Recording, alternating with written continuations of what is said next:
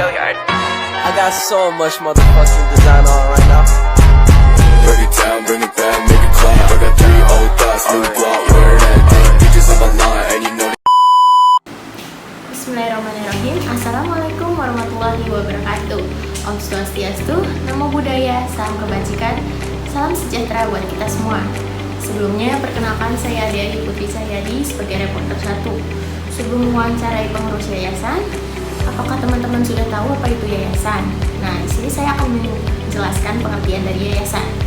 Yayasan adalah sebuah badan hukum yang bergerak dalam bidang sosial, kemanusiaan, dan keagamaan. Yayasan memiliki kekayaan tersendiri dari berbagai macam sumber. Yayasan tidak mencari profit atau keuntungan. Nah, sekian penjelasan yayasan dari saya. Selanjutnya saya akan menyerahkan wawancara kepada reporter 2, pada Anita Dwi Azhara. Silakan. Oke guys, jadi aku udah sampai di Yayasan Taman Harapan Insan Mulia dan sekarang aku mau wawancara sama Bu Alfia. Oke, halo Bu, aku Anita. Di sini aku mau wawancara tentang seputar yayasan ini aja sih paling. Nah, boleh minjem waktunya sebentar ya Bu? Boleh Kak, silakan. Jadi apa mau ditanyain? Pertama-tama tuh aku mau tanya kapan yayasan ini tuh didirikan? Yayasan ini berdiri pada tanggal 17 Mei tahun 2021 pada saat pandemi.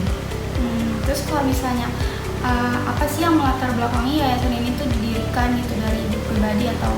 Kalau saya ingin merangkul anak-anak yatim lingkungan saya ya, sekitar saya.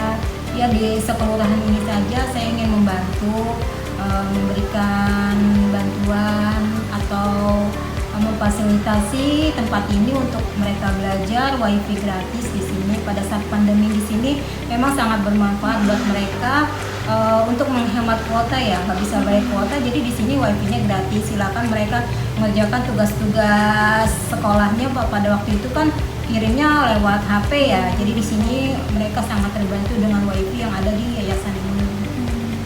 Terus untuk yayasan ini pengurusnya itu ibu sendiri atau ada yang lain?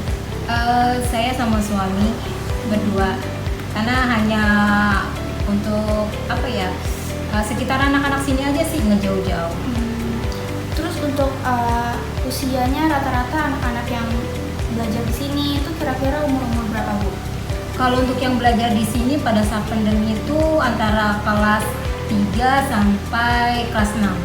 SD ya? Ya, kalau untuk binaan saya range usianya dari usia 4 tahun sampai usia 17 tahun. Oke.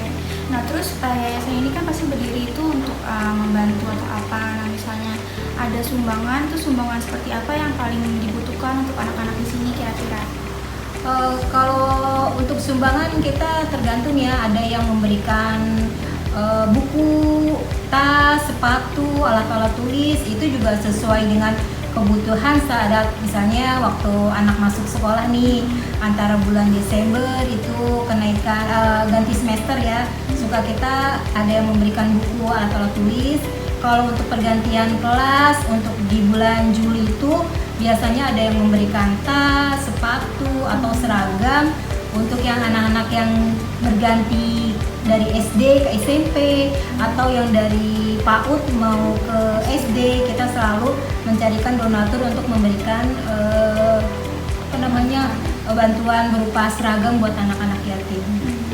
Nah untuk bantuannya itu dikhususkan buat yang muslim-muslim aja atau yang non-muslim juga bisa nyumbang atau bisa nerima Bu? Non-muslim di sini juga ada ya, saya juga punya donatur yang non-muslim dan mereka juga mau membantu untuk kegiatan, misalnya berbagi makanan, berbagi vitamin, berbagi makanan-makanan sehat deh buat anak-anak yatim, atau berbagi kebutuhan sekolah. Mereka juga mau mendukung yayasan ini. Oke, nah yang terakhir itu kegiatan apa sih yang udah dilakuin di yayasan ini gitu? Pada saat waktu lalu ya, waktu masa pandemi kita sudah memberikan fasilitas belajar ya, ada yang ngajar anak-anak di sini, mengajarkan bagaimana mereka menyelesaikan tugas-tugasnya waktu masa pandemi kan orang tua pada pusing tuh ya, gimana ini nyelesain anaknya, kuotanya nggak ada. Kita fasilitasin di sini selain wifi, tempat sama guru pengajarnya juga kita fasilitasi, dibimbing, dan mereka sangat terbantu pada saat itu. Oke, mungkin mungkin itu aja sih guys yang bakal aku tanya-tanya ke Bu Afia. Bu Afia, terima kasih banyak ya sudah Sama-sama Kak Rita. Nah, FYI guys, yayasan ini hanyalah cabang dari yayasan aslinya yang ada di daerah Serpong. Nah, ini adalah sertifikat yang dimiliki oleh yayasan tersebut. Nah guys, kita juga punya contoh-contoh foto kegiatan yang ada di yayasan ini. Berikut adalah beberapa contoh kegiatan yang dilakukan di yayasan tersebut. Pertama, ada pembagian alat sekolah kepada yang membutuhkan, santunan kaum duafa dan yatim, berbagi kepada kaum disabilitas, dan juga berbagi makanan kepada yang membutuhkan. Oke guys, sekian wawancara dari kelompok kami. Kurang lebihnya mohon maaf.